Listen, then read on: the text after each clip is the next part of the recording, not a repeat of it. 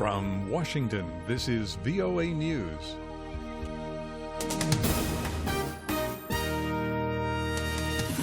I'm David Forrest reporting. Greece asks for a new 3-year bailout. Greek Prime Minister Alexis Tsipras told the European Parliament in Strasbourg that his government would immediately implement tax and pension reforms. He said he would produce new concrete proposals by Thursday. Lisa Bryan has more. Greek Prime Minister Alexis Tsipras spoke before a rowdy European Parliament just hours after the end of an inconclusive summit in Brussels, and just hours before a Thursday deadline for Greece to deliver a credible reform plan to fellow eurozone members. Mr. Tsipras received a mix of boos and cheers as he said Greece will continue with reforms and deliver the proposals Greek creditors want in return for securing new bailout funds. But he said Greeks also need a sign there is light at the end of a difficult tunnel, hope of an exit to the crisis. Lisa Bryan, Paris. Russia has vetoed a draft United Nations resolution condemning the 1995 massacre at Srebrenica as an act of genocide. The killings took place during the Bosnian War, and the UN Security Council vote was 10-0, 4 abstentions. U.S. Ambassador to the UN Samantha Power said Russia refused to recognize the Srebrenica genocide for what it was. But Russia had a red line.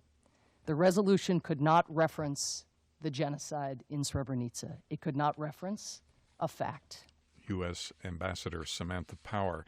Witnesses say at least 3,000 Ethiopian troops have entered Somalia, reportedly for an attack on al-Shabaab militants. Residents of the Ghetto region say troops and tanks and armored vehicles began crossing the border Monday and have been seen in the town of Luke. This is VOA News. The U.S. Homeland Security Chief says investigators have collected strong evidence leading to a prime suspect in the recent cyber breach of government records. The head of Homeland Security says the government is not ready to disclose who it thinks was behind the cyber attack on its computers. Earlier, the Director of National Intelligence said Chinese state interests are the leading suspect.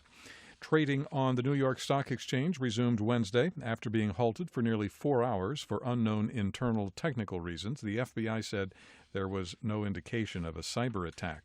Top U.S. and Iranian nuclear negotiators met for at least 3 hours Wednesday in Vienna.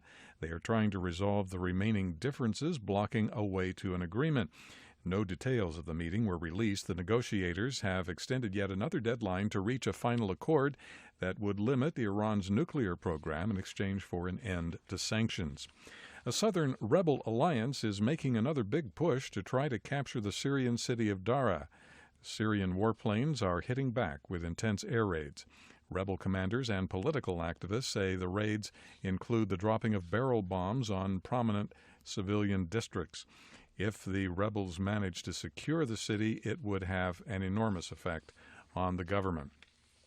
The first direct talks between Afghan government and Taliban representatives in neighboring Pakistan are being widely welcomed and seen as an important step toward ending years of hostilities in Afghanistan. Ayaz Gul takes a look. Intelligence sources tell VOA a 4-member Taliban delegation attended the Pakistani-hosted talks near Islamabad with complete consent of the insurgent group's fugitive central leadership.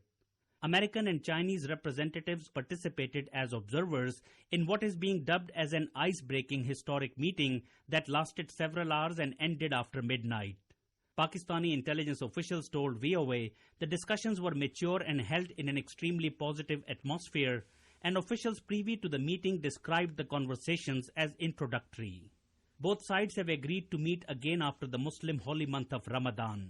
Ayaz Gul, Islamabad.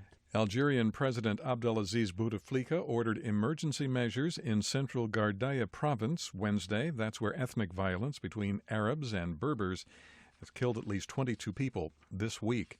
South Sudan's rebel leader says the country's civil war will continue as long as President Salva Kiir remains in power. Riek Machar spoke to reporters in Nairobi on Wednesday as South Sudan's parliament formally gave President Kiir a new 3-year mandate. From the VOA News Center in Washington, I'm David Forrest.